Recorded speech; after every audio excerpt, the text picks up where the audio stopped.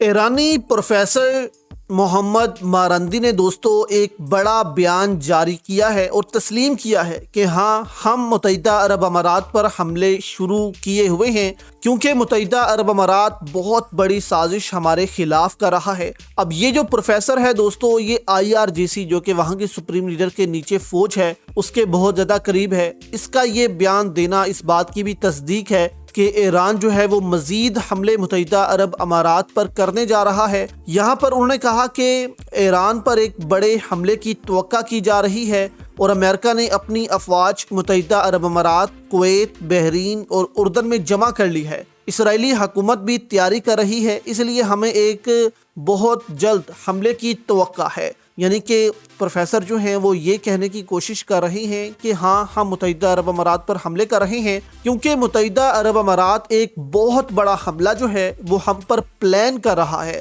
ہمیں اس بات کی انفارمیشن ملی، جس کے بعد ہم نے متحدہ عرب امارات پر جو ہے وہ پہلے ہی حملے شروع کر دیے ہیں۔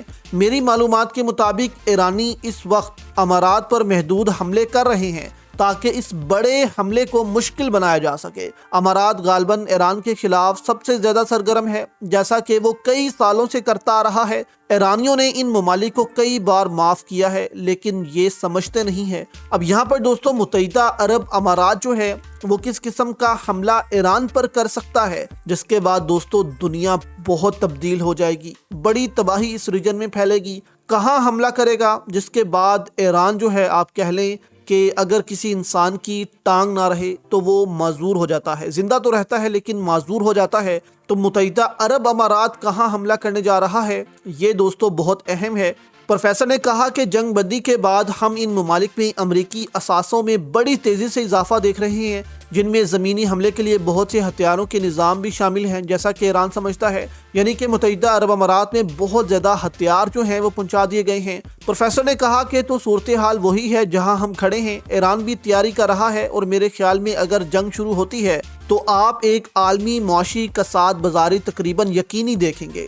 یعنی کہ اب اس کا مطلب کیا ہے، یعنی کہ معاشی بحران جو ہے وہ پوری دنیا میں پھیل سکتا ہے۔ اس وقت تیل کی قیمت تقریباً $120 ہے، پاسبل ہے یہ $200 سے اوپر چلی جائے، جس کے بعد پوری دنیا کی عوام اس کو لینے کے قابل نہیں رہے گی۔ اب متحدہ عرب امارات دوستو یہ پلان کر رہا ہے کہ ایران کی پورٹس جہاں سے وہ تجارت کرتا ہے وہ ساری پورٹس تباہ کر دی جائیں، سارا انفراسٹرکچر تیل کا تباہ کر دیا جائے، جس کے بعد ایران اس قابل ہی نہیں رہے گا سالوں تک کہ وہ دوبارہ سے تیل بیچے یا اپنی پورٹس کو استعمال کرے، اور ایران بھی جواباً یہی کام کرے گا۔ تو یہ پورا ریجن دوستو اس وقت تباہی کے دہانے پر آ گیا ہے۔